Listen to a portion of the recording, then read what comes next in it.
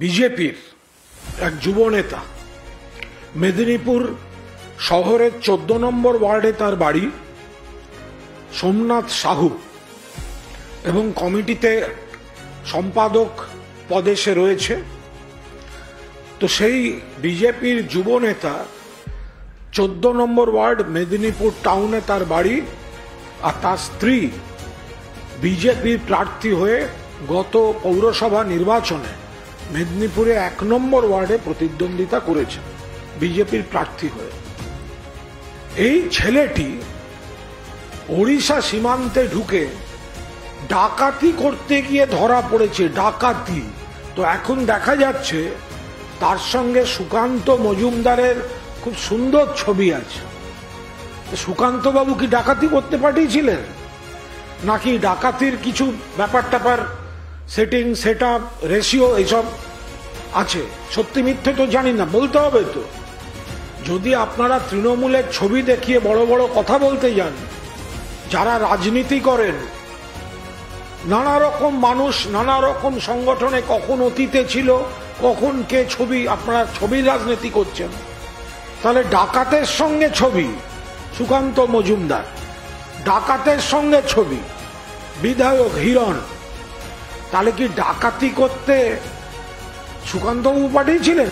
যার সঙ্গে যুব মোর্চার স্টেট প্রেসিডেন্টের ছবি আর রাজ্য বিজেপির সভাপতির ছবি, তাহলে কি ডাকাতি করতে সুকান্তবাবু, হিরণবাবু, যুবর ওই কে কি নাম, ওরা কি একে পাঠিয়েছিল?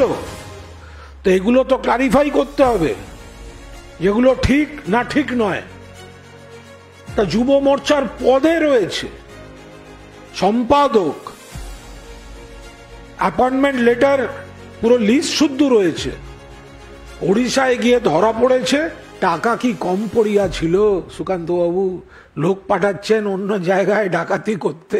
কার্তিক মহারাজ কাদের আশ্রিত? কার্তিক মহারাজ কাদের আশ্রিত? কার্তিক মহারাজকে কেন এখনো অ্যারেস্ট করা হয়নি? কার্তিক মহারাজের বিরুদ্ধে যে ভদ্রমহিলা বয়ান দিয়েছেন, আইনি প্রসেস শুরু হয়েছে, তারপরে লজ্জা করছে না সুকান্ত মজুমদারের কথা বলতে? কোথায় থাকেন যখন উন্নাও, হাতরাস, প্রয়াগরাজ, বিলকিস, উড়িষ্যা, মণিপুর, ত্রিপুরা ঘটনা ঘটতে থাকে? ধর্মকে কলুষিত করছে কার্তিক মহারাজের মতো লোকেরা। হিন্দু ধর্মকে কেন, সামগ্রিকভাবে ধর্মকেই কলুষিত করছে এইসব লোক। আর এদের প্যাট্রন হচ্ছে ধর্ম বিক্রি করে যারা রাজনীতি করে, এই সুকান্ত মজুমদারের মতো লোকেরা। কসবার উপর যদি ফ্যাক্ট ফাইন্ডিং টিম হয়, তো ফ্যাক্ট ফাইন্ডিং টিম আসার আগে তো অ্যাকিউজডরা গ্রেপ্তার হয়ে গেছে। তো ওরা কি করতে আসবেন? রাজনৈতিক পর্যটক বেড়াতে আসছেন? আর যদি ওনাদের কারুর সঙ্গে কথা বলার ইচ্ছা থাকে, তাহলে কার্তিক মহারাজের বিরুদ্ধে যে মহিলা অভিযোগ করেছেন, ফ্যাক্ট ফাইন্ডিং কমিটির উচিত অবিলম্বে সেই মহিলার সঙ্গে কথা বলা, তার ফ্যাক্ট কি কি ঘটেছিল, প্লেস অফ অকারেন্স কোন আশ্রমের কোন ঘর ছিল, এগুলো দয়া করে সেই মহিলার কাছ থেকে জেনে নেন।